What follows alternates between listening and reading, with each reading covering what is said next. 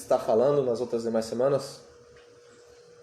Alguém lembra aí? O que nós estamos falando? São o culto temático sobre seitas e heresias. E qual foram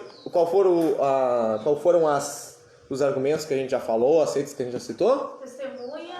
Por enquanto, Jeová, só os testemunhas de Jeová. Não. Amém? Foi só os testemunhas de Jeová. Primeiro culto. Não, eu só citei por cima. Não, ele falou especificamente sobre os testemunhos de Jeová. O culto foi só sobre os testemunhas de Jeová. Amém? O primeiro culto foi para explicar o que é um vento de heresia. Por que a gente tem que falar sobre isso? O segundo culto foi o porquê que o cristianismo é a única religião certa no mundo.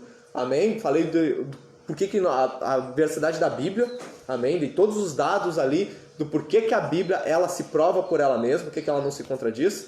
Amém? Então, e semana passada a gente falou sobre os testemunhos de Jeová. Amém? E hoje a gente vai falar sobre o adventismo do sétimo dia. Amém? A igreja adventista do sétimo dia. Daí vocês podem perguntar, Henrique, qual é a moral? Porque muitas pessoas falam isso. Em vez de estar pregando o evangelho, ficar falando mal da igreja dos outros. Irmãos, alguém teria coragem de falar isso para Paulo? Quando Paulo criticava daqueles que diziam que Jesus não vem em carne? Que era uma seita cristã que tinha na época que falava que Jesus não vinha em carne, né? E Paulo cita isso na Bíblia. Diz que o espírito do anticristo é aquele que nega que Jesus vem em carne, que nasceu da Virgem Maria. Amém? Então Paulo, ele citava o nome dos malucos.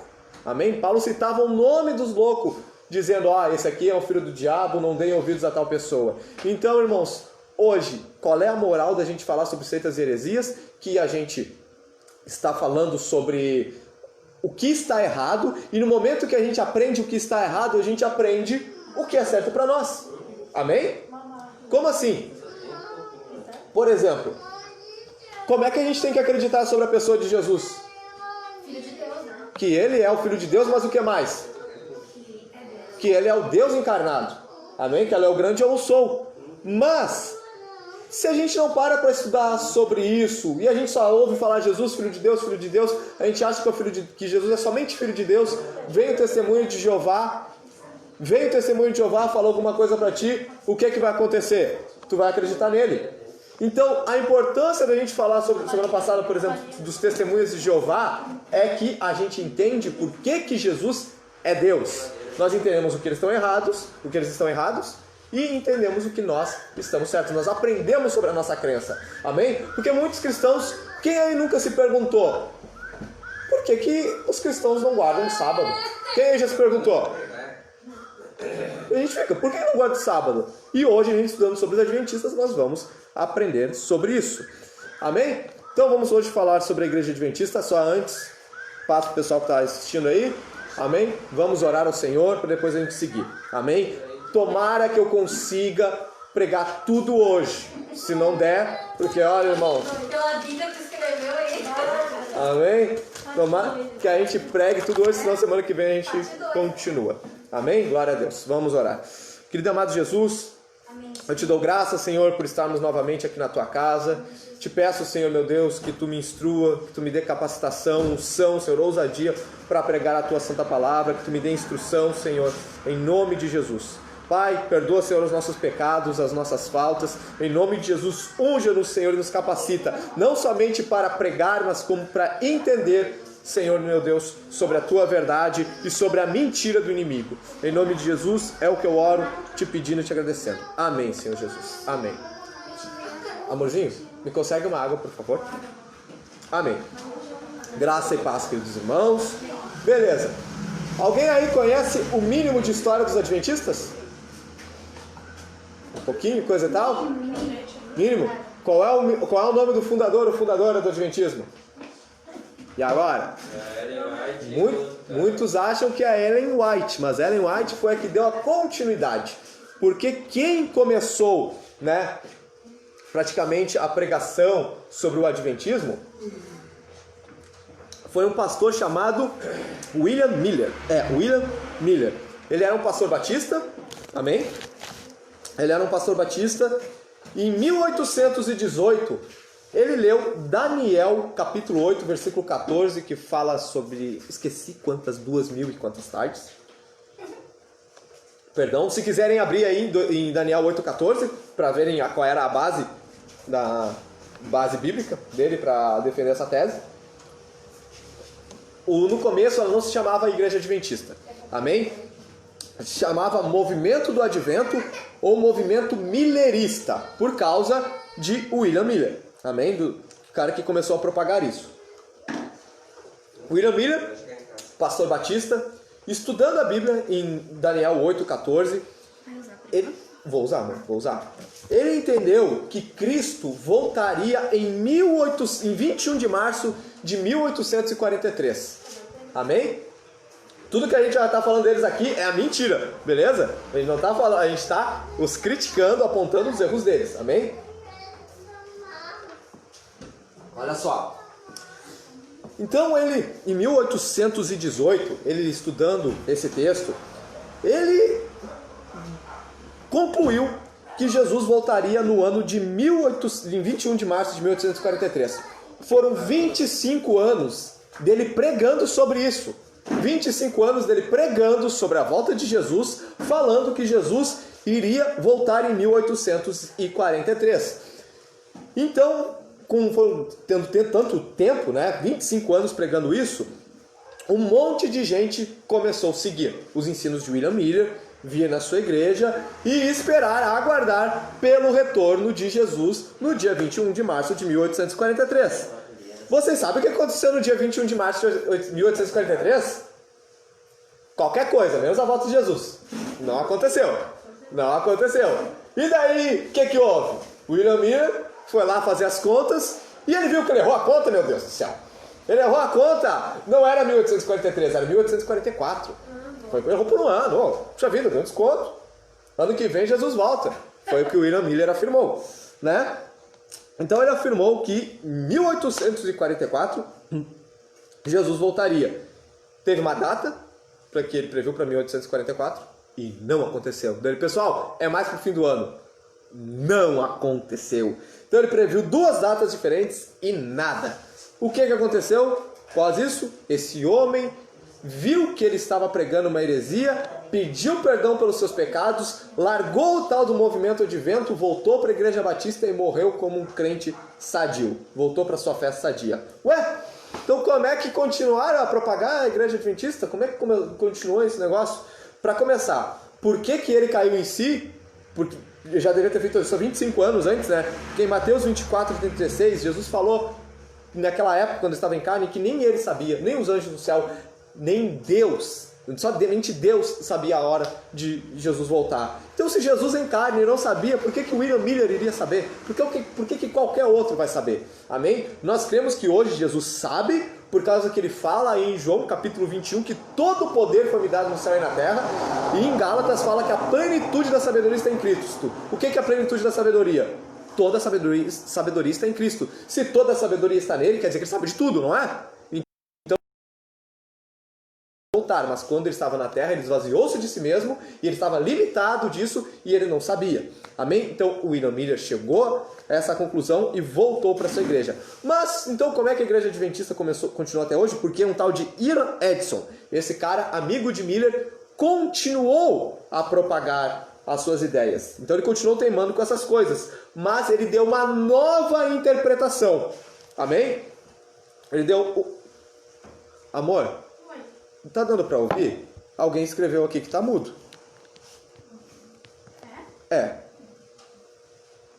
Vê. Pessoal, vi que a Vanessa escreveu que tá mudo. No meu eu baixei porque tava dando... Aham. Vê se o teu áudio tá alto. Tá todo volume aqui. Ó, e tá? Vanessa, escreve aí se tá tudo bem agora. Alguém escreve nos comentários aí pra Vanessa, ver se você não tá ouvindo, tá? Beleza. Prosseguindo. Então, Ian Edson continuou a propagar. Beleza. Então, acho que agora tá bombando aí, pessoal. Beleza. Vamos prosseguir que eu quero dar um jeito de pregar isso tudo hoje. Olha só. Então, Ian Edson, amigo de Miller, ele continuou a propagar essa ideia de William Miller sobre 1844, mas ele deu uma nova interpretação para essa conta de Miller. E junto com ele, para continuar essa doutrina, juntou um tal de Joseph Bates. A maior característica desse Joseph Bates é que ele era um cristão que guardava o sábado. E junto com Joseph Bates e William Edson, juntou-se Ellen White, que é conhecida como a profetisa da Igreja Adventista do Sétimo Dia, né? E ela com seu marido foram os maiores propagadores daquilo que é o Adventismo hoje em dia. Beleza? Então, qual é a nova visão que eles deram para a volta de Jesus, já que Jesus não voltou? Eles começaram a propagar um negócio chamado de juízo investigativo. Vocês sabem o que é juízo investigativo? Quem já leu isso na Bíblia? Ninguém leu? Sabe por que não leram? Porque não tem. Não tem na Bíblia nada que fale sobre juízo investigativo. O que o juízo investigativo consiste? Consiste que Jesus não voltou à Terra em 1844 de maneira terrena. Sabe o que Jesus fez em 1844? Eles falam que Jesus, quando subiu aos céus, né, ascendeu aos céus, depois conversando com os apóstolos ali, ele ascendeu aos céus. Vocês lembram do templo do templo de Salomão, que tinha o santo lugar e o santo dos santos? Lembra que era o lugar onde só o sacerdote podia entrar? Eles falam que tem esse mesmo templo no céu. Para mim é independente se tiver ou não. Eles falam que Jesus, quando subiu aos céus lá no ano 33 depois de Cristo, porque ele ficou no santo lugar. E eles falam que em 1844 Jesus entrou no santo dos santos. Vocês estão entendendo? Só que Estevão, quando foi morto, ele olhou para o céu e disse: vejo Jesus à destra de Deus. Jesus já estava no trono. Ele não estava num lugar separado de Deus, num lugar santo, esperando o tempo para ele entrar no santíssimo lugar, no santo dos santos. Tipo, eles estavam dizendo que White, né, e William Edson falaram que Jesus estava fazendo no céu o mesmo trabalho que o sacerdote no Antigo Testamento fazia, onde ele entrava no Santo dos Santos, no santo lugar, e depois ele entrava no Santíssimo Lugar, onde só ele podia entrar e onde ele sacrificava o animal. Vocês lembram dessa história toda, né? E eles falam que Jesus fez isso no céu. E foi isso que aconteceu em 1844. Mas tem alguma parte da Bíblia que fale que Jesus fez isso? Nenhuma. Fala que Jesus subiu e está à destra de Deus Pai. Então, eles falam que Jesus passou do lugar santo para o Santo dos Santos para fazer, você sabe para o quê? Fazer investigação pelos nossos pecados. Vocês sabem o que seria investigação pelos nossos pecados? Investigação pelos nossos pecados, que Jesus estava terminando de purificar os nossos pecados. Jesus estava terminando de purificar os nossos pecados. Não foram purificados na cruz do Calvário? Ué, olha só. Terminaram a purificação que ele começou na cruz. É o que eles falam. Pois para Ellen White, a expiação não foi completa na cruz. Daí, Henrique, qual é a prova que tu tem para falar dessas acusações? A prova são os seus próprios escritos. Então a gente vai ler os escritos deles agora. Amém, crentes? Amém. Glória a Deus. Graça e paz para o pessoal que está chegando aí. Eu mandei aqui para a Bárbara um momento. Tá no WhatsApp, né, amor? Tá no WhatsApp. Pode abrir a conversa aí que tá aí. Irmãos, vou tentar fazer na correria aqui, tá? Ó, o grande juízo investigativo. O que é o grande juízo investigativo? Vou ler bastante, tá, pessoal? Ellen White usa esse título no seu afamado livro O Grande Conflito, no capítulo 28, página 480. Então, pessoal, sempre vou falar o nome do livro e a página para provar que isso não é coisa da minha cabeça. Ó, o que Ellen White ensina sobre esse assunto? Como surgiu essa doutrina? A base bíblica para tal ensino são as questões que pretendemos analisar aqui. Resumidamente, podemos afirmar que a Igreja Adventista do Sétimo Dia prega que no fatídico dia de 22 de outubro de 1844, Jesus entrou no santuário celestial para completar a sua obra de salvação em favor de todos os homens fiéis. Esse ensinamento ficou conhecido como o juízo investigativo. Os líderes adventistas afirmam que tal doutrina é baseada unicamente nas Escrituras. A questão é: onde a Bíblia ensina que em 1844 Jesus iniciaria um juízo investigativo? Não tem nenhuma base.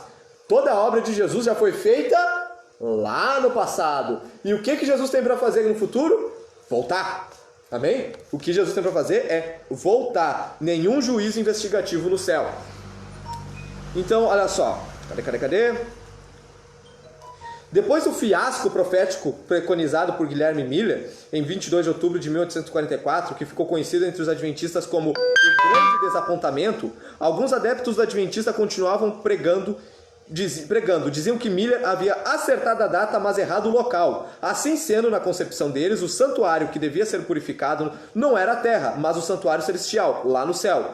Ellen White ensina que, agora nas palavras dela, os que seguiram a luz da palavra profética viram que, em vez de vir Cristo à terra, ao terminarem em 1844 os 2.300 dias de Daniel 8,14, entrou ele então no lugar santíssimo do santuário celeste, a fim de levar a efeito a obra final da expiação preparatória à sua vinda. Irmãos, obra final da expiação. O que é? Terminar o trabalho da cruz. Jesus, em 1844, ele entrou no Santo dos Santos, lá no céu, para terminar a obra de salvação. É do diabo ou não é? É bem do diabo. Amém? A gente vai já a gente vai dar os versículos bíblicos falando onde diz que Jesus cumpriu toda essa obra na cruz. Então, Ellen White afirma que no tempo indicado para o juízo, o final dos 1.300 dias, em 1844, iniciou-se a obra da investigação e apagamento dos pecados. Começou em 1844 o apagamento dos pecados. Os adventistas discordam da opinião que a expiação foi executada na cruz. Eles acreditam que o sangue de Cristo não tinha por objetivo anular o pecado. Ficaria em registro no santuário até a expiação final. Então eles inventaram a teoria do santuário, a qual diz que Jesus Cristo vem ao santuário celestial a 22 de outubro de 1844 para purificá-lo. O que ele ainda está fazendo depois de purificá-lo. Ele voltará à terra. E purificá-lo, ele voltará à terra. O texto em que eles se apegam é Daniel 8:13 e 8:13. Então, o sangue de Jesus não serviu para apagar os pecados, serviu só para registrar que ele começou um trabalho, que ele terminaria no céu. É o que eles afirmam. Depois de sua ascensão, nosso Salvador, nas palavras ainda de Ellen White, depois de sua ascensão, nosso Salvador iniciaria sua obra como sumo sacerdote. Assim como Cristo, por ocasião de sua ascensão, compareceu à presença de Deus, a fim de pleitear com seu sangue, em favor dos crentes arrependidos. Assim o sacerdote, no ministério diário, aspergia o sangue do sacrifício no lugar santo, em favor do pecador, como era o sacerdote fazia no Antigo Testamento. Beleza? O sangue de Cristo, ao mesmo tempo que livraria da condenação da lei, o pecado arrependido. O sangue de Cristo, ao mesmo tempo que livraria a condenação da lei, o pecador arrependido, não cancelaria o pecado. Este ficaria registrado no santuário até a expiação final. E aí? Bem do capeta, né? Não cancelaria. O sangue de Cristo não cancelaria até Jesus terminar aquilo que ele tinha para fazer. Isto está escrito em Patriarcas e Profetas, página 255. Irmãos, estou falando bem rápido. Está todo mundo conseguindo acompanhar? É bastante coisa, mas é bastante, como é que eu posso dizer? É da mesma ideia. Estou dando palavras diferentes sobre a mesma ideia para a gente entender. Beleza? A obra incompleta de Jesus? Uma pergunta. Será que tem base para isso? Para Ellen White e seus seguidores, Jesus não fez a obra de salvação completa na cruz. Deixou algo para completar posteriormente em 22 de 10 de 1844. Vejamos algumas citações do livro O Grande Conflito, da autoria de Ellen White. Esse Grande Conflito é o livro mais famoso deles, que eles evangelizam entregando esses livros. Vamos ler aqui no livro. Assim, Cristo apenas completaria uma parte de sua obra como nosso intercessor, para iniciar outra, e ainda pleiteia com seu sangue perante o Pai em favor dos pecadores. Então ele começou na cruz, e até hoje ele está, Pai, perdoa eles, não sei o que. Jesus está convencendo Deus, vamos dizer que Jesus está convencendo Deus ainda, beleza? Uma das verdades, na presença de Deus e dos anjos do céu e do exército dos remidos. Serão então postos sobre Satanás os pecados do povo de Deus. Vocês entenderam essa? Será posto sobre Satanás os pecados do povo de Deus. A gente já chega lá, se for para dar para pegar tudo isso hoje. Que a capetice deles vai mais além. Uma das verdades mais solenes e, não obstante, mais gloriosas reveladas na Escritura é a da segunda vinda de Cristo, para completar a grande obra da redenção. Eles acham então que a volta de Cristo é o sinal que completou a obra dele na cruz. Mas a gente sabe que a volta de Cristo é sempre um sinal de juízo. Amém? Juízo. O juízo é porque terminou. Amém? Não é que está sendo processado. Amém? Cadê? Assim, esta breve sentença, as que estavam preparadas entraram com ele para as bodas e fechou-se a porta. Nos conduz através do ministério final do Salvador, ao tempo em que se completará a grande obra para a salvação do homem. Notamos que, de acordo com os adventistas, Jesus não completou a sua obra de redenção com seu sacrifício na cruz. Segundo a crença adventista, Jesus deveria ainda terminar o que começou na cruz com o juízo investigativo. Podemos observar também que as citações acima, o verbo destacado, né? Completar está sempre colocado no futuro, porque Jesus não completou a obra de salvação. É sempre no futuro que eles falam isso, beleza? Isso indica, na concepção dos adventistas, que a obra de Cristo na cruz completar-se-á quando ele terminar a sua obra no santuário celestial. E quando é que ele começou essa obra? Em 1844. Ele começou a obra de investigação. Tipo, a gente acredita que Jesus terminou tudo de vez. Quando? Na cruz. Eles acreditam que ele começou na cruz, depois ele passou por um próximo passo em 1844. Então, olha que dificuldade. Olha só. Agora vamos para rebater essa teoria. O escritor da carta aos Hebreus fala o seguinte sobre a obra de Cristo: o qual, sendo o resplendor da sua glória e a expressa imagem da sua pessoa, e sustentando todas as coisas pela palavra do seu poder, havendo feito por si mesmo a purificação dos nossos pecados, assentou-se à destra da majestade nas alturas. Onde é que diz que Deus fez? Na cruz. E onde é que ele assentou quando entrou no céu? À destra de Deus. Ele não entrou no santo lugar. Então, Hebreus 1,3 está escrito isso. A expressão havendo feito denota claramente um trabalho plenamente concluído, nada restando para o futuro. O texto frisa que a obra redentora de Cristo na cruz foi plena e cabal. Beleza? Daí tem umas coisas meio do grego aqui, ó. A palavra grega equivalente à expressão havendo feito é poiesamenos, deriva do verbo grego poieio, que pode significar fazer, tornar pronto, efetuar, executar. Assim, a obra de Cristo na cruz foi perfeita e completa, nada restando para o ano de 1844. Beleza? Deixa eu ver se tem bastante coisa sobre isso. Não, tem mais um pouquinho aqui. Vocês querem saber do que se trata o texto de Daniel 8... Não tá ligando. Deve ser? Que estranho. Tenta mexer ali alguém, por favor.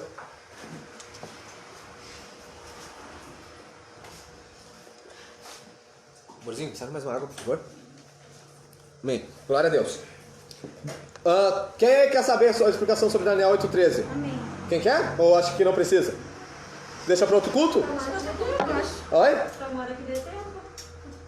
Irmãos, vamos falar sobre Daniel 8,13 um outro culto. Fazemos um culto só sobre isso, beleza? Parte 2. Por causa que esse negócio de Daniel 8,13 é de uma profecia que se cumpriu. Daí eles pegaram uma profecia que já se cumpriu antes de Jesus nascer e falaram que é essa teoria de 1844. O Elvis escreveu aqui: nossa, velho! Eu não sei se ele está impressionado com tanta besteira que os caras falavam. Olha só. Então, a contradição da senhora White, como já era de se esperar, toda falsa doutrina, além de se contrariar à verdade, contraria a si mesma. A mesma senhora White, que ensinou que em 1844 Cristo entrou no mais santo lugar do santuário celestial para terminar o trabalho de expiação preparatório de sua vinda, também ensinou, olha só, Cristo plantou a cruz entre o céu e terra, e quando o Pai ouviu o sacrifício de seu Filho, ele se curvou em reconhecimento de sua perfeição. É o suficiente, ele disse, a expiação está completa. Vocês viram? É a palavra dela.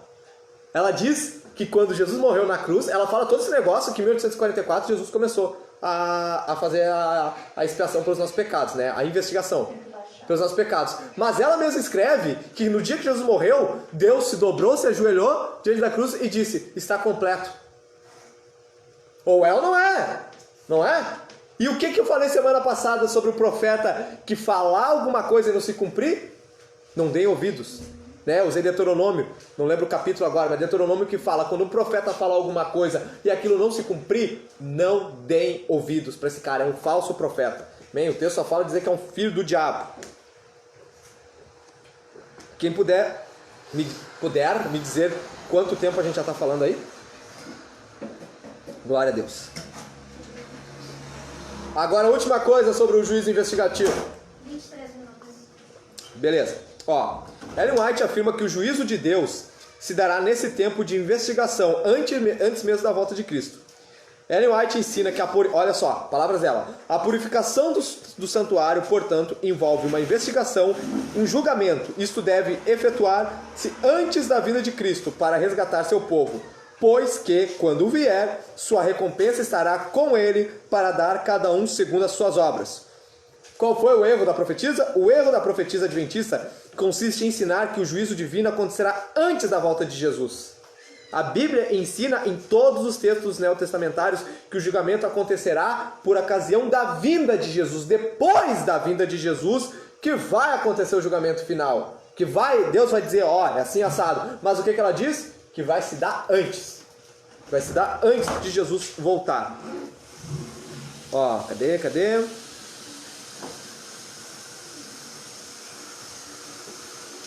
Ó, diz aqui, ó. Isso, em 2 Timóteo capítulo 4, versículo 1. Conjuro-te, pois, diante de Deus e do Senhor Jesus Cristo, que há de julgar no futuro os vivos e os mortos. Quando? Enquanto ele está lá no juízo investigativo? Não. Na sua vinda e no seu reino. Ponto final. Beleza? Então, quem já tinha ouvido falar sobre o juízo investigativo? Quem entendeu o que é? Quem entendeu? Não consegui entender o que é. Sobre o fato de Jesus entrar no santo lugar, no céu, e fazer, depois de 1844, ele entrar no santíssimo lugar. Tu entendeu isso, né? E agora, quem entendeu que pela Bíblia já foi pago tudo na cruz, o que Jesus falou? O maior argumento. Qual foram as palavras de Jesus antes de morrer? Tudo está consumado. Beleza? Tudo está consumado, não tem nada para 1844. Tudo foi consumado ali. Ali foi o que os adventistas eles fizeram. Eu falei no começo aqui que a igreja deles começou com uma profecia de que Jesus ia voltar em 1843. Daí Jesus não voltou. Daí o cara falou, erramos na conta, é ano que vem. Daí aconteceu em 1844. Lá em 2002. Isso, quando era... 2002. Os anos virados, isso, 2000. Isso. Daí, 1844... 2012, quando chegou 1844, o que aconteceu? Jesus não voltou. E daí, eles deram uma nova explicação para o seu negócio. É que eles erraram a maneira da profecia. Que Jesus não ia voltar para a terra. Queria passar lá no templo, no céu, do santo lugar para o santo dos santos. Que era tipo o templo que tinha de Salomão, que tinha o santo lugar e o santo dos santos, onde só o sacerdote entrava. E eles falaram que nesse decorrer, ele estava ali fazendo expiação pelos nossos pecados. Mas em Isaías fala que ele expiou os nossos pecados na cruz. Tá tudo consumado. Tá tudo consumado. Não precisa fazer mais nada. Não precisa fazer mais nada. Ele tá lá quietinho, quando ele Pois quiser, é, ele... exato, tá no trono de Deus, só esperando a hora de voltar. Beleza? Então, irmãos, entendemos aí que juízo investigativo é balela, é uma doutrina satânica do diabo que despreza o sacrifício de Cristo, que banaliza aquilo que Jesus fez na cruz, que descredita quando ele disse está consumado. Não, Jesus, não está consumado não, tem mais o que fazer no céu. É isso que os adventistas falam. Daí, irmãos, uma coisa, muitos adventistas não sabem sobre isso. Muitos adventistas estão lá só guardando o sábado, só deixando de comer carne de porco, mas eles não sabem sobre isso. Porque tem muita coisa, a gente vai ver aqui umas coisinhas bem bonitas da senhora Ellen White, tão querida, né? Tão querida, um amor. Filha do diabo. Deus que me perdoe. E que coisa que os adventistas não sabem. E quem sabe tenta esconder. Eu vou conseguir tanta treta no Facebook. Tá. Tem aquele negócio do juízo final, eles vão botar o pecado, as pessoas não podem. Exato, vou chegar lá. Beleza? Ó, então juízo investigativo, li tudo aqui, ó. Ó, tá aí, Leonardo. Creem que Satanás levará sobre si nossos pecados. Olha só, eles se baseiam em Levíticos 16, 22. Levíticos 16, 22. Deus instrui Moisés que o sacerdote, ele pegasse 2 bodes. Um bode, ele sacrificasse, simbolizando o Messias, né? Que receberia a punição de nossos pecados. Daí ele recebendo a punição de nossos pecados, esse bode seria cortado ali, né? Pelo pecado do povo. O outro bode ficaria vivo e o sacerdote colocaria a mão sobre esse outro bode vivo.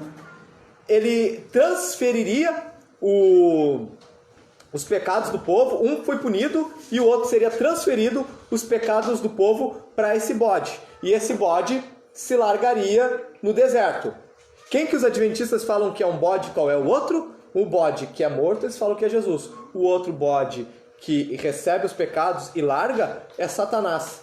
Só que se for assim, sabe o que isso quer dizer? Ó, para isso eles creem em Levíticos 16, 22. A história dos 2 bodes expiatórios afirma que Satanás é o segundo bode. Jesus é o primeiro, Satanás é o segundo. E que na volta de Jesus, ele colocará nossos pecados sobre Satanás. Depois eu dou. Olha só, eles falam que daí Jesus, quando ele voltar, ele vai colocar os pecados nossos, que ele recebeu sobre Jesus, em Satanás. Daí, Henrique, isso aí não é papo? Tu não tá mentindo? Só para poder falar mal dos caras? Vamos pro livro deles então. Afirmações. Ó, nas palavras dos adventistas. Quando Cristo, pelo mérito de seu próprio sangue, remover do santuário celestial os pecados de seu povo, ao encerrar-se o seu ministério, ele os colocará sobre Satanás. Vocês estão entendendo? O meu pecado, o teu pecado que caiu sobre Jesus, e fala que é unicamente sobre ele, Jesus vai colocar sobre Satanás, que na execução do juízo deverá encarar a pena final. O bode emissário era enviado para uma terra não habitada, para nunca mais voltar à congregação de Israel. Assim será Satanás, para sempre banido da presença de Deus e de seu povo, e eliminado da existência na destruição final do pecado e dos pecadores. Livro O Grande Conflito, Ellen White, página 369. Sabe qual é a conclusão disso daqui? O diabo é nosso corredentor. O diabo é nosso corredentor. Ele vai pagar os pecados por nós também? Jesus pagou, porque eles falam que, ó... Agora é dele. Ó, eles falam que um bode é Jesus, é morto. O outro bode, que é só derramado os pecados e é solto, é Satanás. Então quer dizer que Satanás é o nosso corredentor. Olha que bênção! Que bênção! Olha aí! Então o diabo... Até no diabo Deus vê algum propósito para usar. Aleluia! É aquela oração se cumprindo, Deus perdoa. É a oração do Paiva Neto, da Legião da Boa Vontade. Né? Da Legião da Boa Vontade, Paiva Neto, que fez uma oração pelo Satanás, dizendo que o Satanás vai se arrepender um dia e Jesus vai perdoar e ele vai pro céu. Legião da Boa Vontade, Paiva Neto já afirmou isso. Olha aí que bênção! Os adventistas estão de acordo com a Legião da Boa Vontade. Tá. Mas então, Henrique, se um bode não era Satanás, o que era o outro bode? Os 2 bodes que representavam Jesus. Porque, ó, Jesus, ele tanto levou as nossas iniquidades quanto afastou os nossos pecados. Um levou, um tomou e o outro afastou. Não foi? E não foi isso que a Bíblia faz? A Bíblia não fala aqui, ó, em Isaías 43, 25, que Deus jogará os nossos pecados no mar de esquecimento? É Deus que faz, não é Satanás. Não tem esse negócio. Então, os 2 bodes representam Jesus. Amém? Pois ele tanto levou nossas iniquidades quanto afastou os nossos pecados. Referência bíblica, Hebreus 9, 26.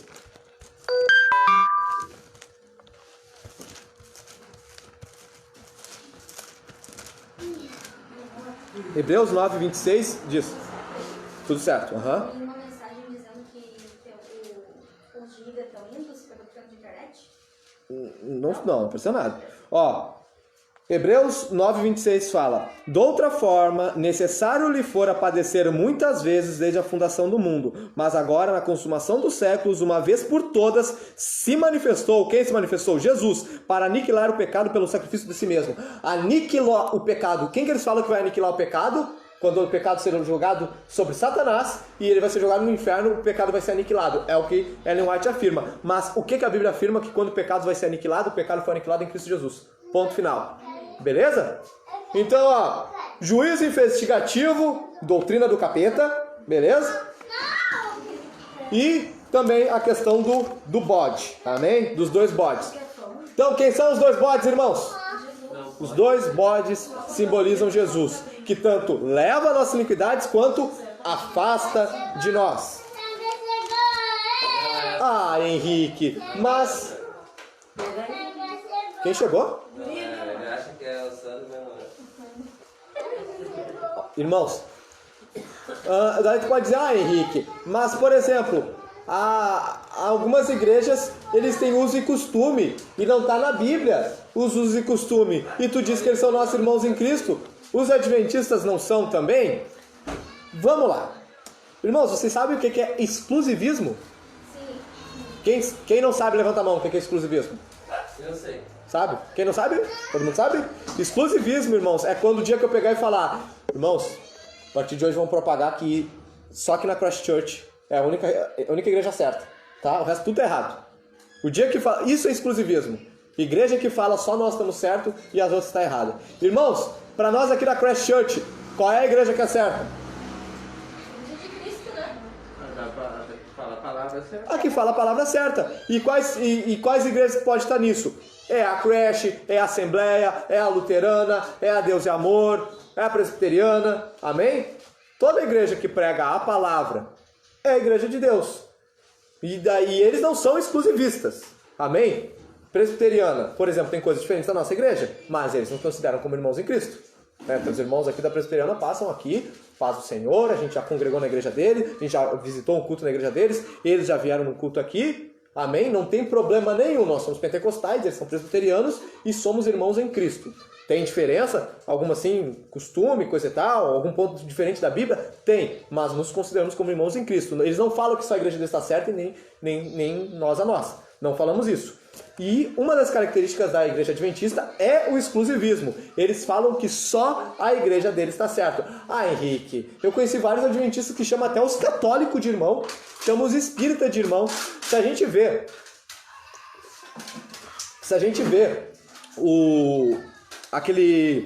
aquele programa Na Mira da Verdade, a gente vai ver que o pastor ele chama os espíritas de irmãos, ele chama os católicos de irmãos e eles são adventistas. Então como é que eles são exclusivistas, Henrique? Da onde tu tirou isso? Eu vi no programa deles que eles não são. Vamos para os fundadores da igreja, beleza?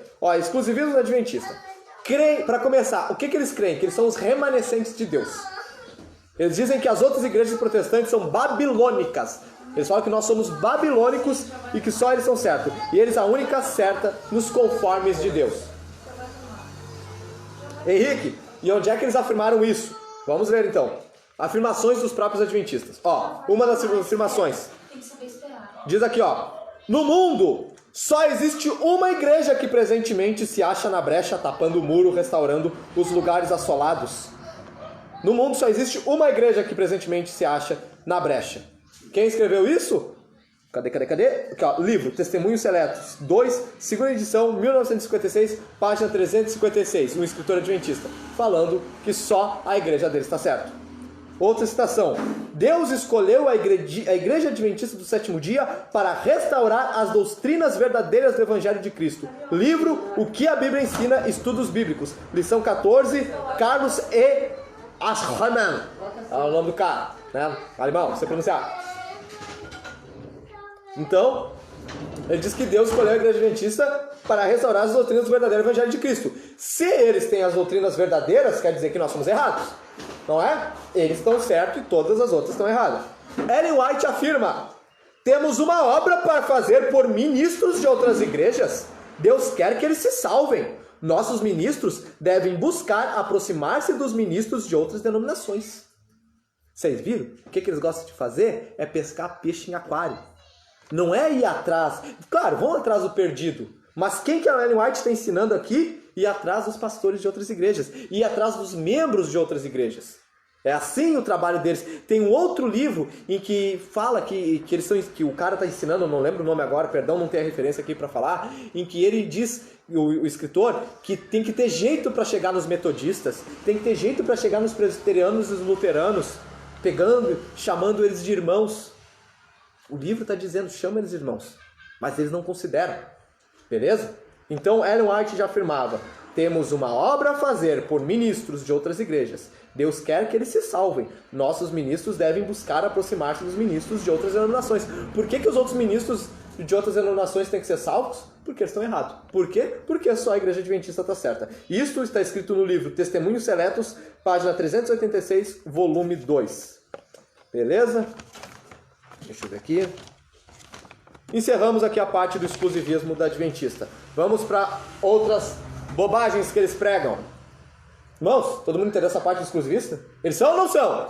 São, né? Eles falam que só a igreja deles está certa, né? Eu peguei só alguns, eu li muitas outras afirmações, mas peguei só essa, senão ia ficar muito comprido. Muitas pessoas reclamam de todas as igrejas, sendo qualquer que não conhece, não sabe a diferença pentecostal, sim, sabe? E reclamam disso aí. Para eles, o arcanjo Miguel é Jesus. E dizem que a natureza de Jesus era pecaminosa. Olha, aguentar, eles falam que o arcanjo Miguel, não falam que Jesus é um anjo, que é um arcanjo, que eles falam que arcanjo é um título. É um título, que arcanjo Miguel é um título de Jesus. Beleza? Não tem nenhuma base para isso, beleza? Eles falam que arcanjo é dito só no singular. Eles falam que não tem a palavra arcanjos na Bíblia. Então, só pode ter um arcanjo, esse arcanjo tem que ser Jesus. E sabe qual é o contraditório? Que no inário deles, sobre os hinos, que nem a Assembleia tem os hinos da harpa, a Batista tem o cantor cristão, e a Adventista também tem o inário. E tem uma das músicas que falam: no coro de arcanjos te adoramos. Olha! No coro de arcanjos! Não era só um que existia! Mas daí agora no hino deles eles colocam ali arcanjos. É muita burrice! É muita burrice! Ó, mas pior que dizer que o arcanjo Miguel é Jesus é falar que a natureza de Jesus era pecaminosa. Aí, eu nunca vi nenhum adventista falando isso. Vamos então para o livro. Em sua humanidade, Cristo participou de sua natureza pecaminosa caída. Se não fosse assim, ele não teria sido feito como seus irmãos e não poderia ser tentado como todos, e não venceu como temos que vencer, e não seria o completo e perfeito Salvador. Em seu lado humano, Cristo herdou exatamente o que todo filho de Adão herda: uma natureza caída. Jesus herdou uma natureza caída. Jesus nasceu de uma virgem, e os caras me falam que ele herdou uma natureza caída. E o que a Bíblia diz? 1 Pedro capítulo 1. 1 Pedro capítulo 1, versículo 19. Falando de Jesus como cordeiro: mas com o precioso sangue de Cristo, como de um cordeiro sem defeito e sem mancha. Como é que Jesus poderia ter uma natureza caída e ser oferecido em sacrifício, se o cordeiro, o bichinho no Antigo Testamento, já tinha que ser sem defeito e sem mancha? Assim mesmo era Jesus, o santo. Amém? A Bíblia chama ele de o ente santo. Não existe nenhuma variação de pecado na pessoa de Jesus. Jesus foi o único humano perfeito que andou sobre essa terra, o único que foi 100% Deus e 100% homem, que a Bíblia fala que foi tentado em todas as coisas e em nada pecou. Não tinha natureza pecaminosa na carne de Jesus. O pão que a gente come na Santa Ceia simboliza um corpo santo, não essa barbaridade que esses filhos do diabo escrevem. Isso está escrito no livro Estudos Bíblicos, página 140, 141. Então, muitos adventistas não sabem disso, mas é isso que os propagadores da sua seita, aqueles que criaram a sua religião, fizeram. Daí pode falar: mas o Calvino, ele também fez várias porcarias. Lutero, ele parecia ser meio antissemita. Um dos fundadores do movimento pentecostal nos Estados Unidos pertencia à Ku Klux Klan. Mas tem algum livro deles falando para ser racista? Tem algum livro deles dizendo para matar gente? Tem algum livro deles falando que Jesus tinha uma natureza caída? Charles Spurgeon, que foi no século XIX, que foi um dos pastores que começou a falar em línguas estranhas, que recebeu o batismo com o Espírito Santo, e começou a propagar isso, esse ensino das pessoas voltarem a pedirem pelo batismo com o Espírito Santo, existem os boatos que ele pertencia à Ku Klux Klan. Existem os boatos que realmente ele era racista. Só que ele depois teve um cara que continuou esse trabalho, que aumentou, que foi o pastor Seymour Stein, que era um ex-escravo, era um negrão, e ele tinha sua igreja na rua Azusa, e ele falava em línguas estranhas, e ele começou o culto propagando o batismo com o Espírito Santo na rua Azusa. Charles Parham, que já tinha recebido isso, ouviu falar sobre Seymour Stein e foi ver, e ficaram uns tempos os dois. Sabe o que isso significa? Que Charles Parham talvez realmente foi racista, talvez foi realmente da Ku Klux Klan, mas se depois ele se uniu com Seymour Stein, que era negro, quer dizer que ele caiu em si e deixou de ser racista. Provavelmente, não estou dizendo que é, mas provavelmente é. Mas o fato é, ele não escreveu o livro. Se não deixou totalmente, começou a pensar diferente. Exatamente. Amém?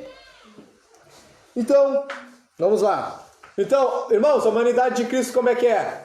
É perfeita ou é humanamente caída? Amém? Perfeita. Amém? O pecado de Adão não chegou em Cristo porque Jesus nasceu de uma virgem. Amém? Jesus nasceu de uma virgem, não nasceu como nós. Outra coisa. Amorzinho, me serve mais uma água, por favor. Dona Júlia, serve, por favor. Vamos lá. O nó saiu. De novo? Olha só. Irmãos, eles falam que os escritos, que eles se baseiam só pela Bíblia. Eles falam que se baseiam só pela Bíblia e que não se baseiam pelos escritos da Ellen White.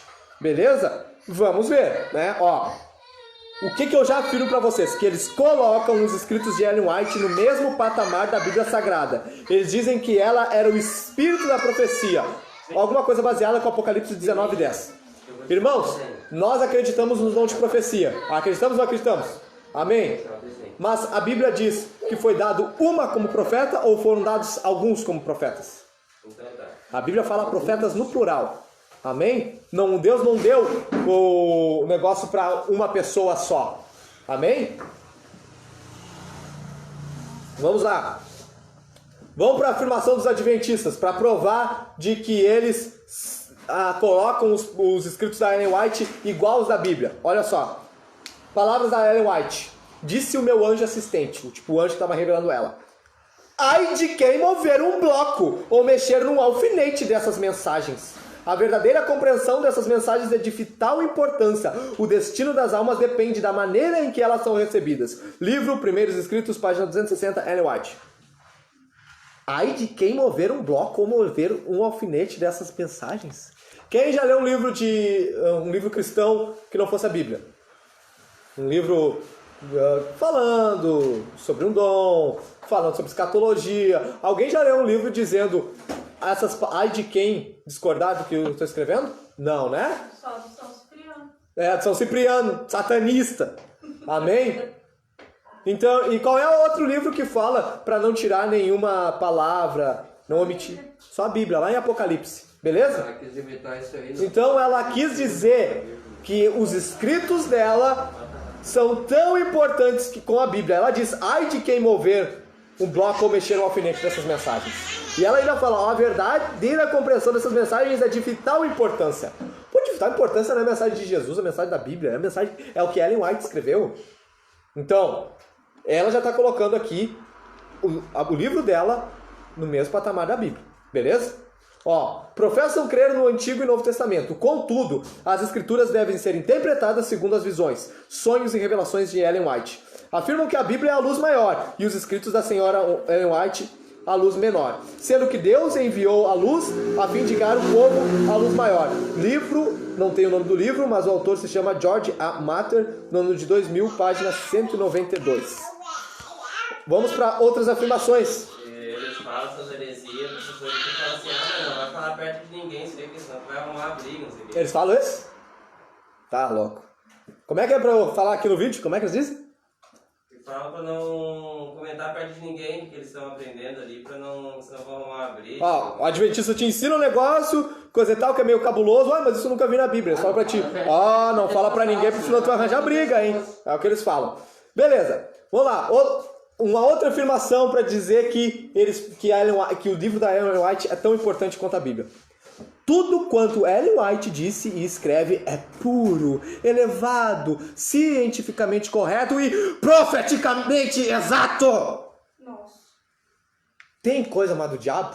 Pra mim, consegue ser pior que testemunha de Jeová e pior que Mormons. Porque testemunha de Jeová não me considera irmão. Mormon não vem com o papinho me chamando de irmão, mas Adventista vem te chamando de irmão, vem te enrolando e colocando isso. Isso está escrito aonde? Subtilezas do erro. A.B. Cristianini, página 32. Outra citação.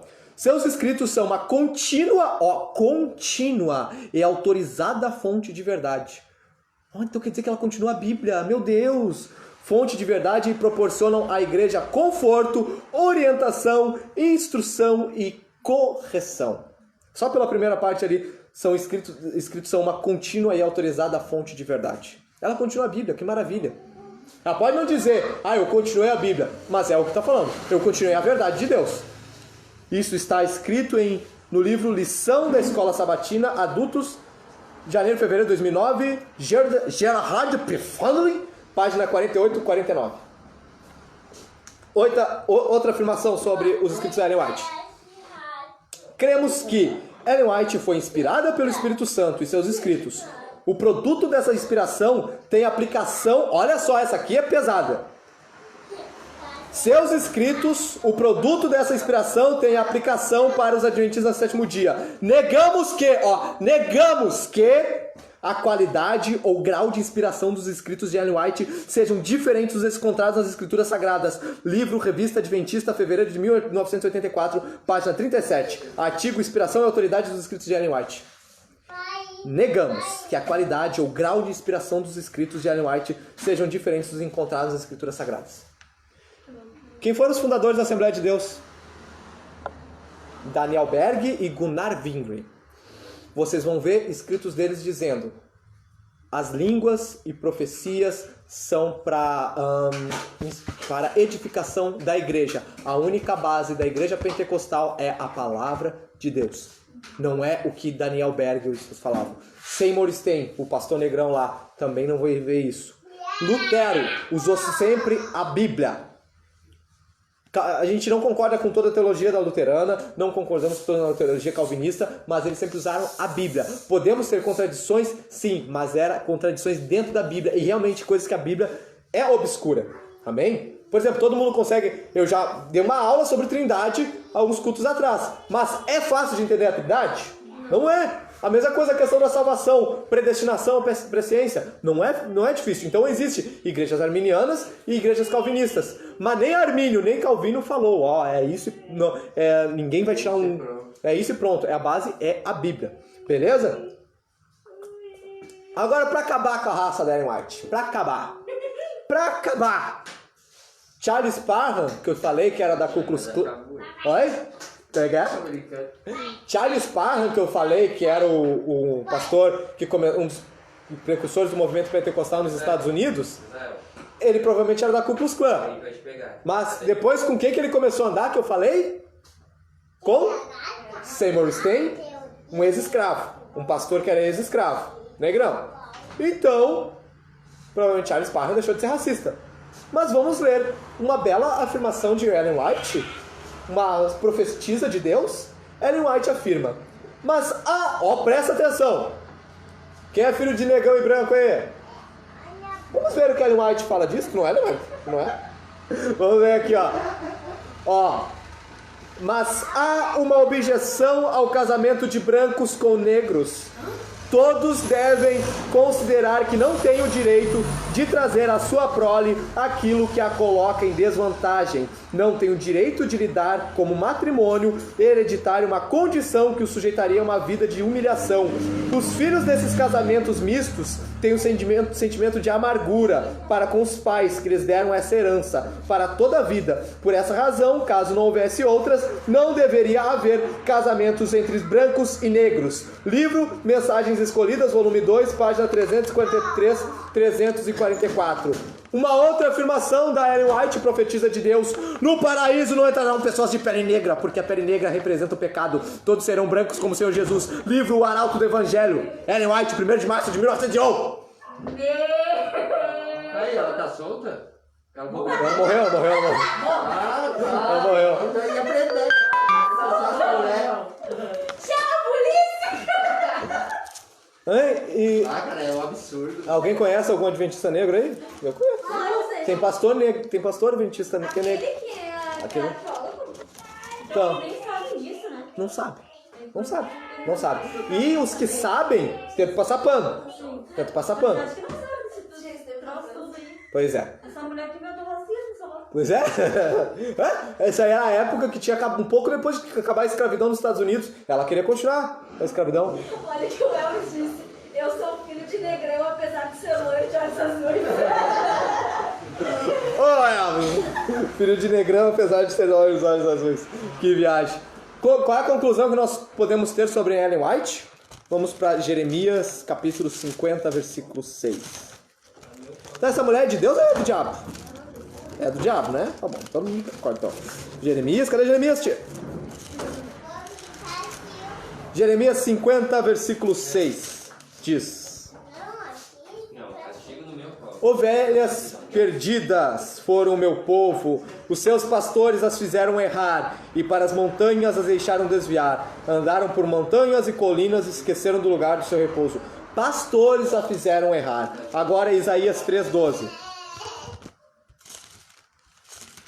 Isaías 3:12 diz: os opressores do meu povo são crianças e mulheres. Estão à testa do seu governo. Ó povo meu, os que te guiam te enganam e destroem o caminho das tuas veredas. Crianças, eu não sei de quem está falando, mas está, por exemplo, falando de mulheres aqui, a gente vê de pessoas dentro desse patamar, como Ellen White, pastores que fazem o povo errar. Beleza? Então a gente conclui aqui que essa mulher não era uma profetisa, porque a Bíblia fala que Deus não faz acepção de pessoas. Amém? Racismo. Oi? Aham. Se o Espírito Santo fosse que é ela, o Espírito Santo ia deixar eu falar que Jesus pecou. Pois é.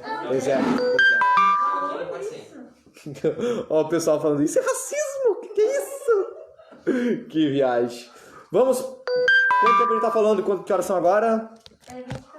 Tá, beleza. Vou conseguir terminar, glória a Deus. Doutrina da salvação. White afirma que o homem deve dar o seu auxílio a Deus para a salvação.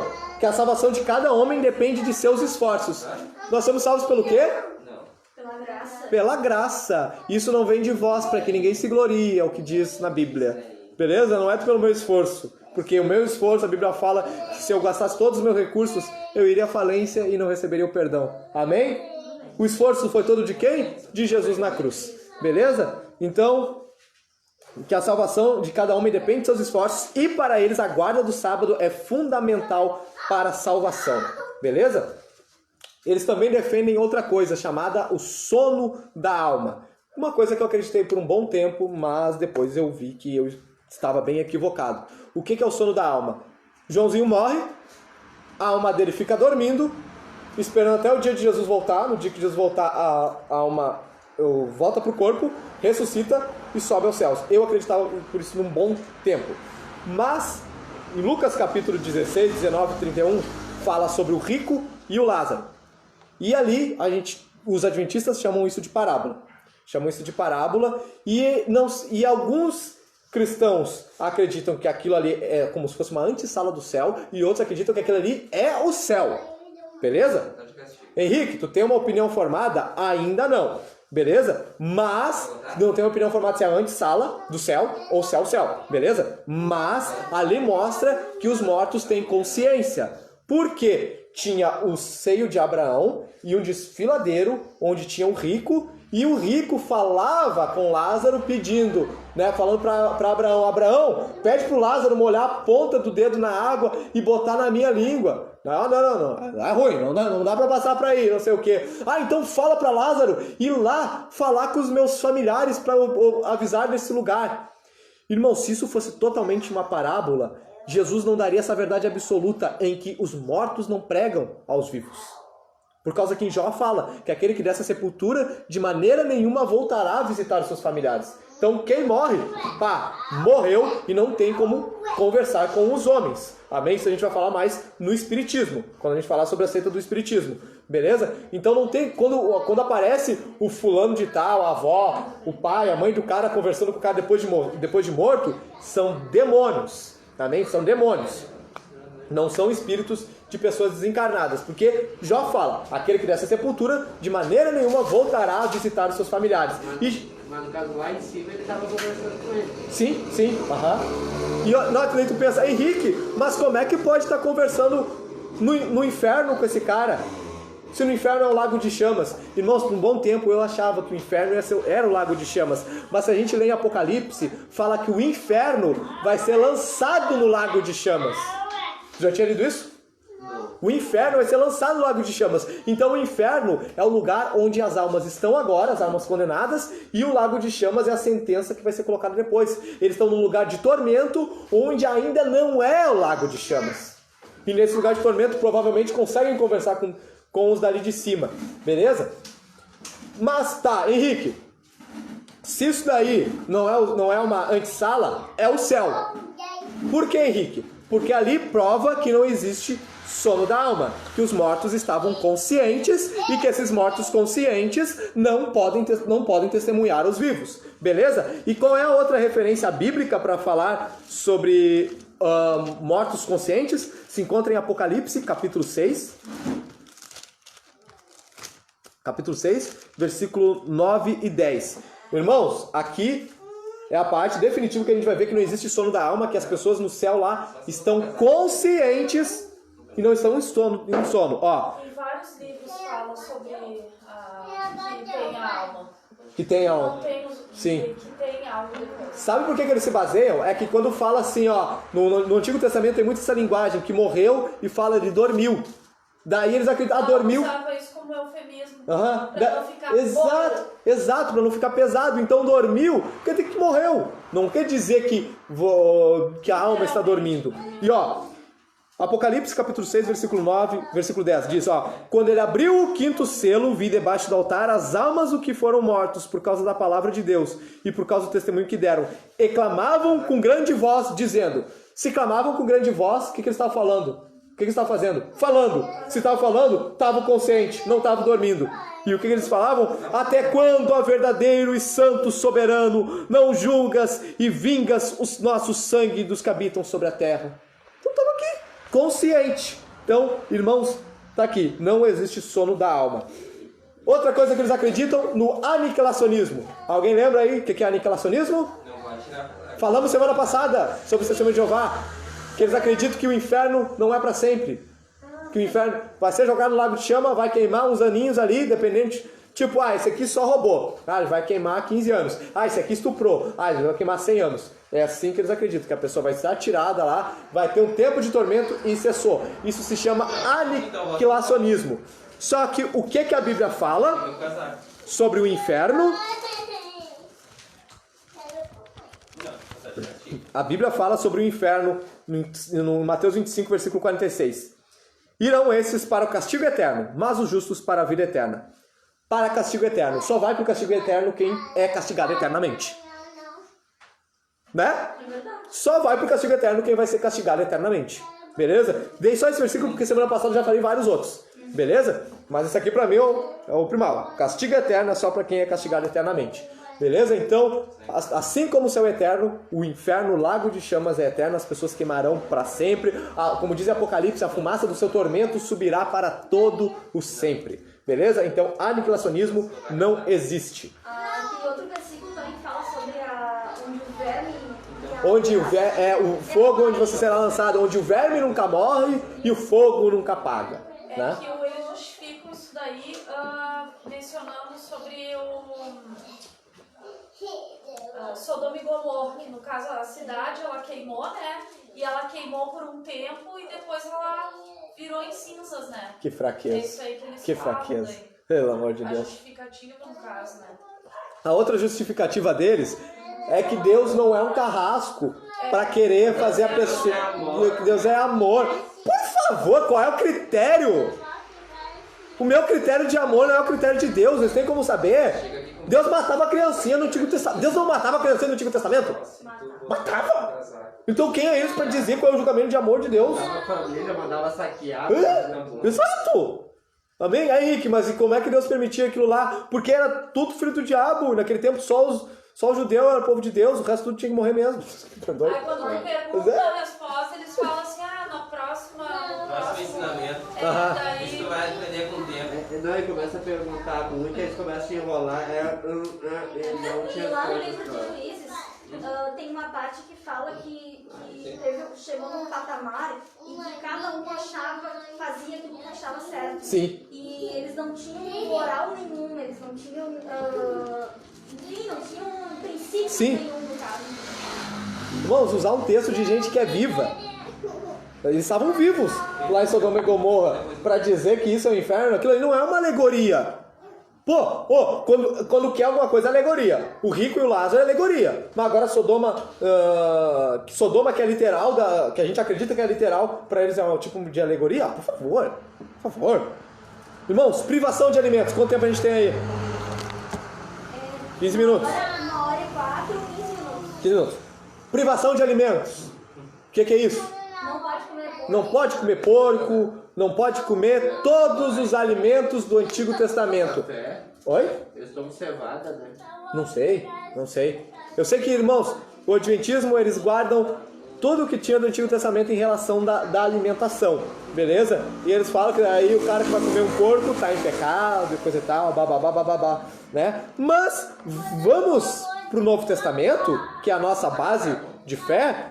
Cristo, a nossa base é Cristo e os apóstolos, não é Moisés, beleza? A gente guarda de Moisés o que Jesus disse para guardar de Moisés, beleza?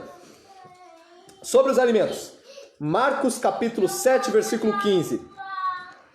Nada há fora do homem que entrando nele o possa contaminar, mas é o que sai dele que o contamina. Se alguém tem ouvidos para ouvir, ouça. Depois, quando deixou a multidão e entrou em casa, os seus discípulos o interrogaram acerca dessa parábola. Ele lhes disse: também vós não entendeis? Não compreendeis que tudo que de fora entra no homem não o pode contaminar? Pois não lhe entra no coração, mas no ventre e é lançado fora. Olha o que Marcos escreve sobre isso. Ao dizer isto, Jesus considerou puros todos os alimentos.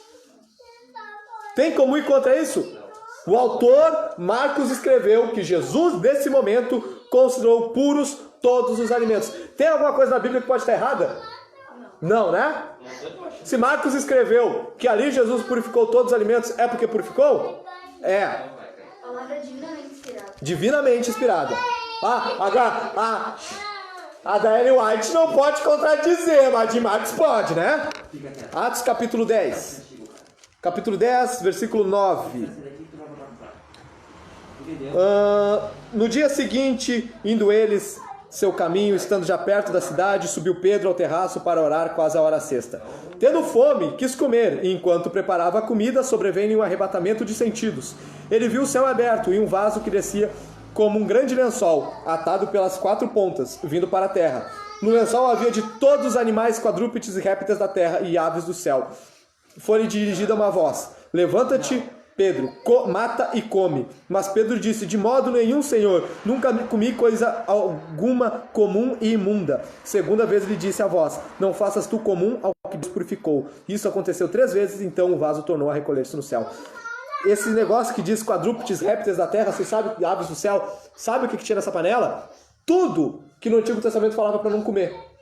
Tudo que não era para comer, Deus mostra uma visão para Pedro e diz: ó, mata e come. Ai não, Senhor, eu nunca comi coisa imunda. Porque ele era judeu, ele guardava a lei, né? Só que daí Deus fala: não imundicia, não descredibiliza aquilo em que eu purifiquei. Beleza? Morcego, né? Não, morcego, a gente já sabe que morcego é ruim. O que tem a ver aquele negócio de quando comer carne no escandalismo no mercado? Ah, a gente vai explicar disso aí.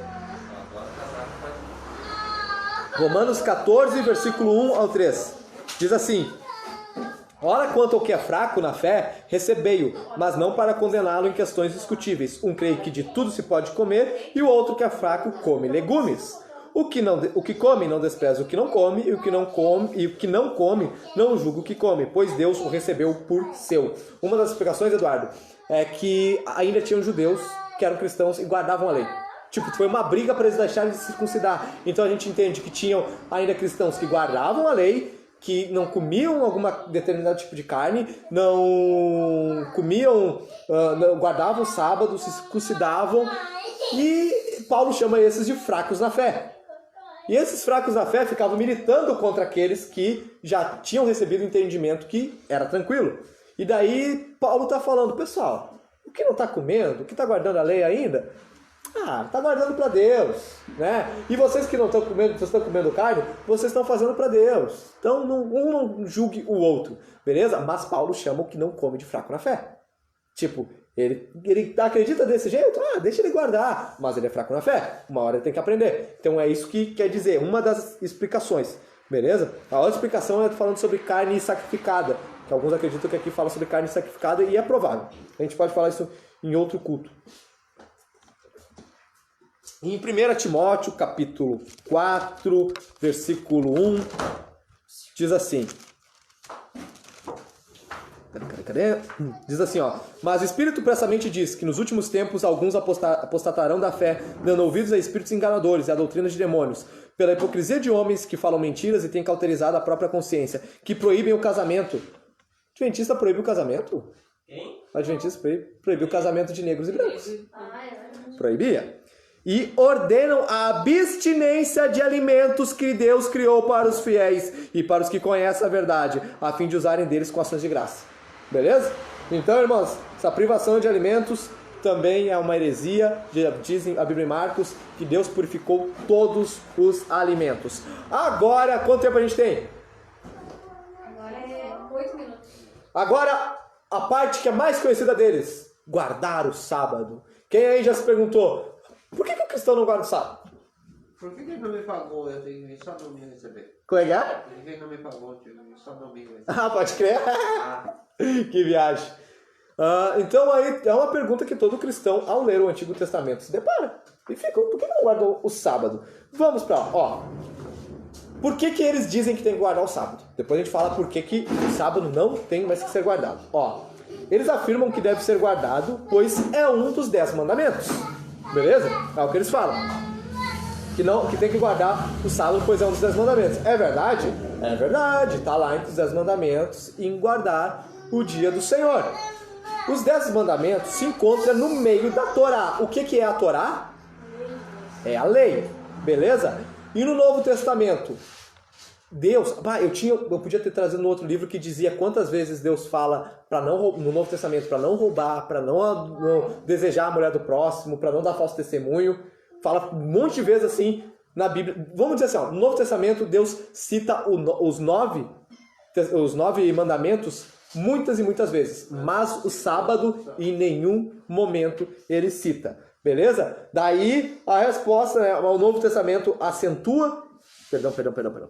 Eles afirmam que deve ser guardado, pois é um dos mandamentos. Beleza? A outra desculpa que eles dão é que está explícito em Êxodo 31:16 que o sábado é uma aliança perpétua com o povo de Deus. Eles falam, o sábado é uma aliança perpétua com o povo de Deus. Então o povo de Deus tem que guardar a aliança para sempre. Beleza. Isso aí é Gênesis, né? Êxodo 31:16. Onde é que eles viram que é perpétuo? Oi? Onde é que Onde é que o quê? eles viram que é perpétuo? Êxodo 31:16. No Antigo Testamento. Por isso aí eles... Sim. O conceito deles é que tá no Antigo, que é um dos 10 mandamentos e porque fala que é perpétuo. Beleza? Tá, então o Novo Testamento acentua e guarda a guarda dos outros 9, menos o sábado. E Jesus é a nossa lei? É ou não é? Jesus é a nossa lei. Nós baseamos por ele. Se baseiam em Êxodo 31:16 por ser descrito como aliança perpétua. Porém, pergunta para um adventista: tudo que a Bíblia fala que é perpétuo no Antigo Testamento vamos ter que guardar? Provavelmente vão responder que sim. Pergunta daí para ele se ele se circuncida. Ele vai dizer que não. E olha que interessante. Ai, desculpa, pessoal da live. Alguém abre para mim aí. Em Gênesis, que eu não posso abrir a Bíblia agora, que em Gênesis 17. Abre aí e me dá aqui, por favor, amorzinho. Me dá aí, me dá aí. Demorou ali? Deu um bug aqui no celular dessa ali. Cadê? Ah, ela tá umas páginas coladas aqui, né? Cadê? Ai, meu Deus! Gênesis 17, 11. Diz assim, ó.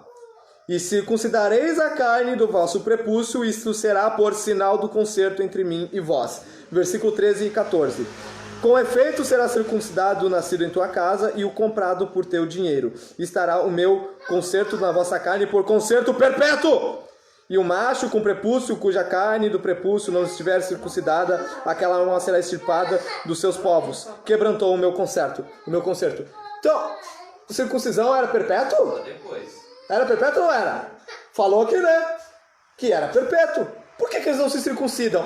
Ah, porque em Atos, capítulo 15, fala sobre a circuncisão e coisa e tal. Mas fala que é perpétuo. No Antigo Testamento, assim como o sábado. Em Êxodo 31, 16, pode abrir aí e ler, diz que é para guardar de maneira perpétua.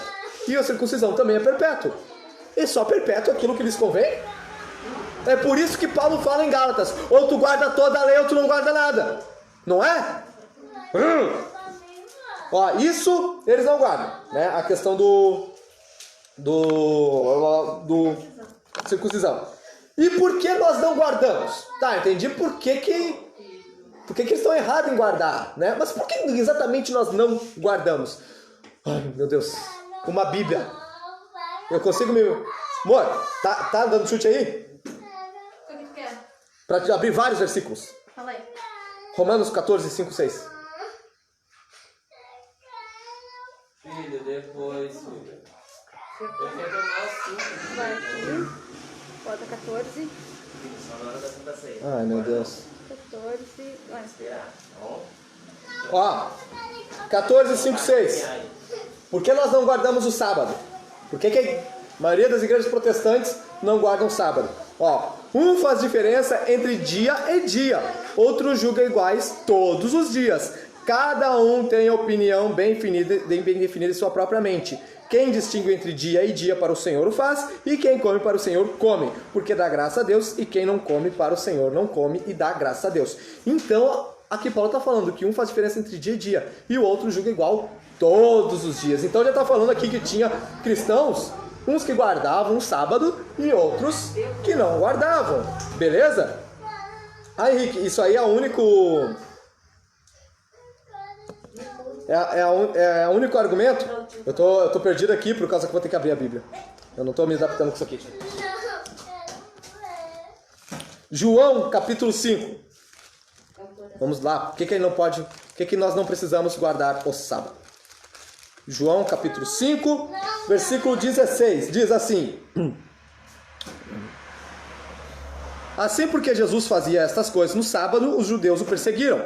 Jesus lhes disse, meu pai trabalha até agora e eu trabalho também. Daí, por este motivo, os judeus ainda mais procuravam matá-lo. Não só quebrava o sábado, mas também dizia que Deus era seu próprio pai, fazendo-se igual a Deus. Amém? O que Jesus quebrava?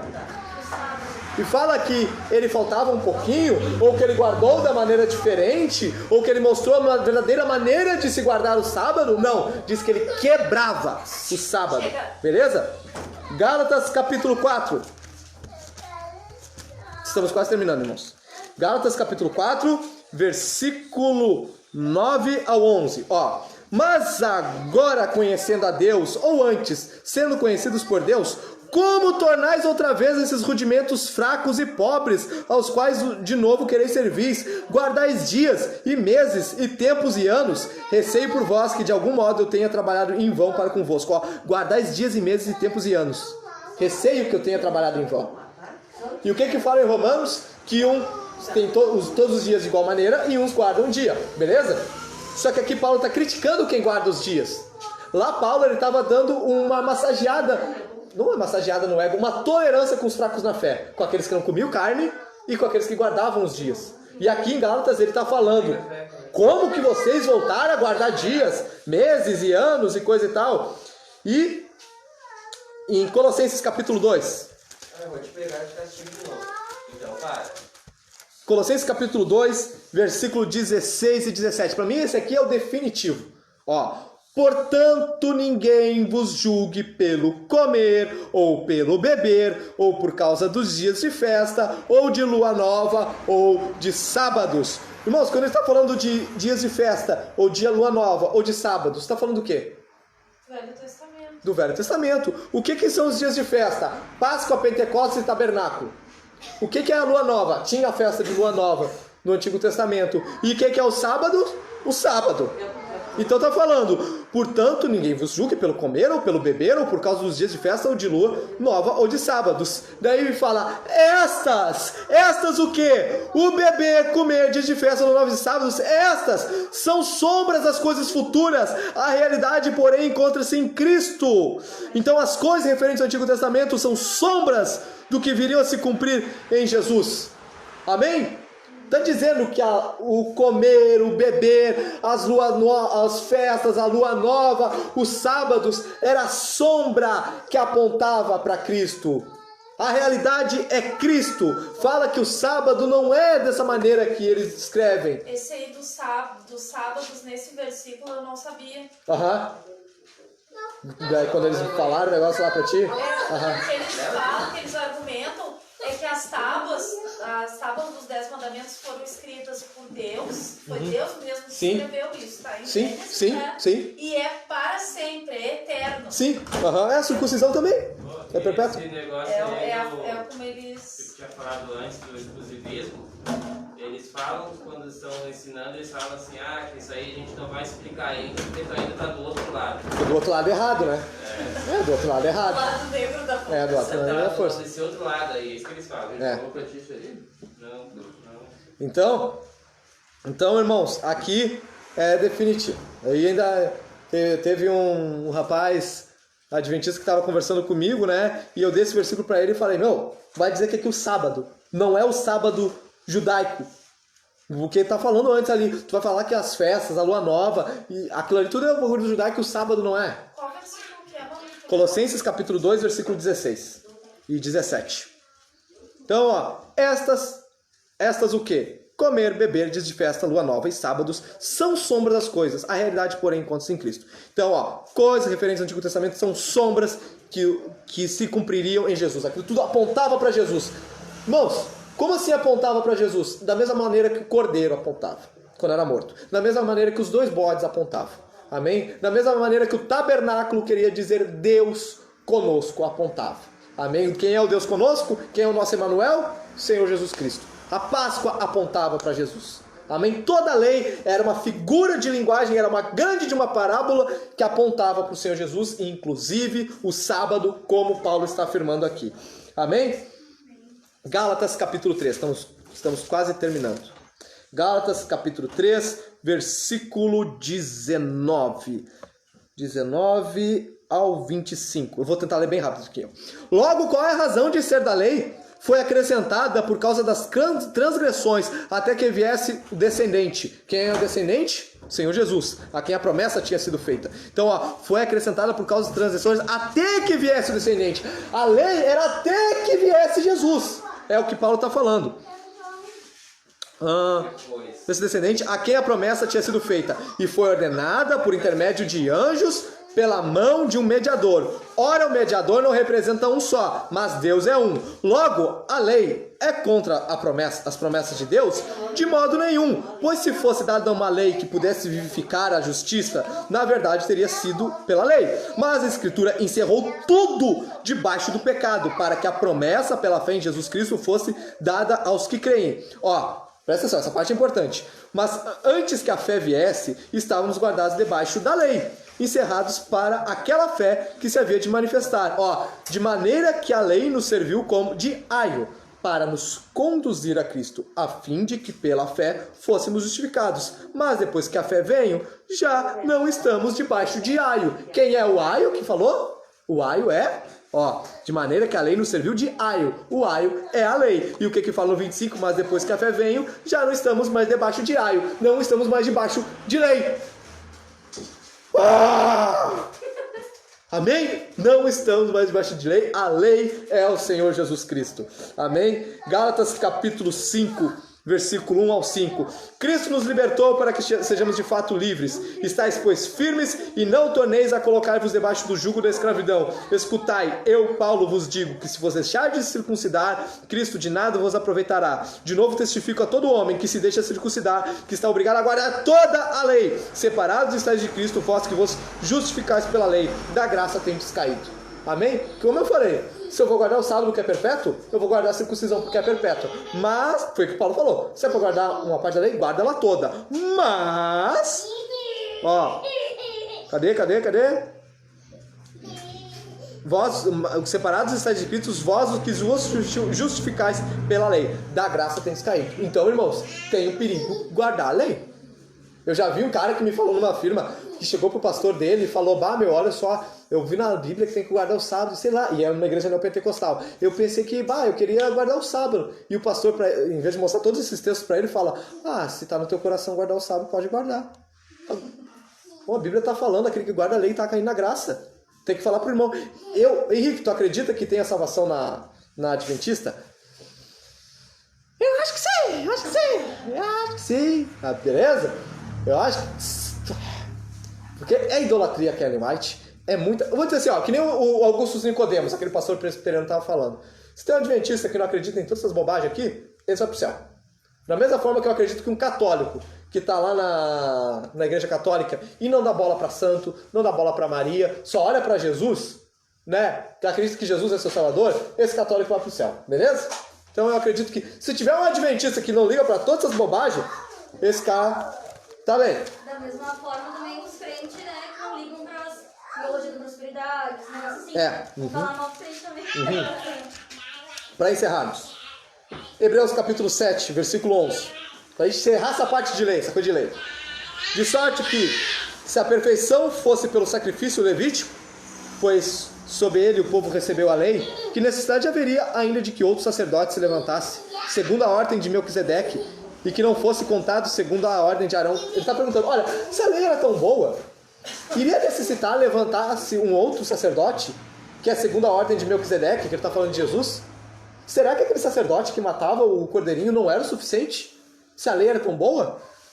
Pois mudando o sacerdócio, necessariamente se faz também mudança de lei. Não tem, está dizendo aqui, não é. Nós temos uma lei? Temos, a nossa lei é Cristo e os apóstolos, mas não é a mesma lei do Antigo Testamento. Olha só, o texto está dizendo, mas mudando o sacerdócio, qual era o sacerdócio que antes tinha? O sacerdócio de Arão, da tribo de Levi. Qual é o sacerdócio que mudou hoje? O sacerdócio de Jesus, do leão da tribo de Judá. Não é nem a mesma tribo. Beleza? Mudando-se o sacerdócio, necessariamente se faz também mudança de lei. Aquele de quem estas coisas se dizem pertence a outra tribo, da qual ninguém serviu ao altar. Visto ser evidente que nosso Senhor procedeu de Judá, tribo da qual Moisés nada falou acerca de sacerdócio. Beleza? Então está falando, hoje o nosso sacerdote, ele é da tribo de Judá, ele não é da tribo de Levi. Então, se o outro era tão bom, não precisava ter outro sacerdote. E já que mudou o sacerdote, muda a lei também. Está falando aqui no versículo 13. Versículo 17. Pois dele assim se testifica, pois dele, o Senhor, Jesus, tu és sacerdote para sempre, segundo a ordem de Melquisedeque. O mandamento anterior é abrogado por causa da sua fraqueza e inutilidade, pois a lei nunca aperfeiçoou coisa alguma, e desta sorte é introduzida uma melhor esperança pela qual chegamos a Deus. Qual é a melhor esperança? É a lei do novo sacerdócio. Qual é o novo sacerdócio? É o sacerdócio segundo a ordem de Melquisedeque, a ordem do Senhor Jesus Cristo, que é o leão da tribo de Judá. Perdão, caiu o negócio, cuida dos bebês aqui. Não dei bola. Amém? Então, irmãos, Mudou-se o sacerdócio de Arão, da tribo de Levi, não é mais. Se mudou o sacerdócio, mudou-se também a lei. É o que diz no versículo 12. Pois mudando-se o sacerdócio, necessariamente se faz também mudança de lei. Alguém ficou com dúvida? Amém? Alguém que ficou com dúvida que nós estamos no caminho certo? Amém? Quem crê aí que está no caminho certo? Glória a Deus. Quem crê aí que nós somos salvos mediante a graça do Senhor Jesus Cristo? Que não temos mais nada com a lei. Qual é a nossa lei? Cristo e os apóstolos. Amém? Glória a Deus por isso. Glória a Deus pela tua vida. E vamos lá. Oi. Cristo é a palavra. Cristo é a palavra, exatamente. Por isso que, mas o Antigo Testamento é Jesus também? Claro. Tanto que é toda uma alegoria apontando para esse Jesus, né? Amém? Então, irmãos, o que guardamos no Antigo Testamento? O que Jesus disse para guardar, ou aquilo que não entra em conflito com o que Jesus disse. Amém? Porque tem coisas que Jesus não falou e que não entra em conflito com o que ele disse. Mas tem outras coisas que entram. Amém? Glória a Deus por isso. Nós somos guiados unicamente pelo único Espírito de profecia, a Bíblia Sagrada. Amém? Nós não nos guiamos por Daniel Berg, por Gunnar Wingren, que são os fundadores da Assembleia de Deus. Nós não nos guiamos por Lutero, por Calvino. Amém? Foram todos grandes homens de Deus. Foram. Amém? Sem eles nós não estaríamos aqui. Amém? Glória a Deus por isso. A gente vai compartilhar agora a Santa Ceia. Amém, queridos irmãos? Então, pedir para a Cris e a Bárbara virem, que lavem essas mãos, coloquem alquinho. Queridos irmãos, quero perguntar para vocês. Irmãos, vou dar um tchau aqui para o pessoal da live, para encerrar. Deus abençoe vocês, obrigado por estar conosco até agora, amém. Deus abençoe vocês, uma ótima semana. E eu vou fazer uma pequena oração para vocês aí, amém? Antes da gente fazer essa ceia. Pai amado, em nome de Jesus eu oro pelos irmãos, Senhor, que estão nos acompanhando pela live. Te peço, meu Deus, Senhor, que Tu os abençoe, que Tu dê uma semana de bênção, uma semana de vitória. Que Tu possa livrá-los, Senhor, de todo qualquer tipo de mal. Que tudo aquilo, Senhor, que for contrário a Ti, Senhor, transforme-se em bênção na vida deles. Pois a Tua palavra diz, Pai, que todas as coisas cooperam para o bem daqueles que amam a Deus. Amém. Glória a Deus.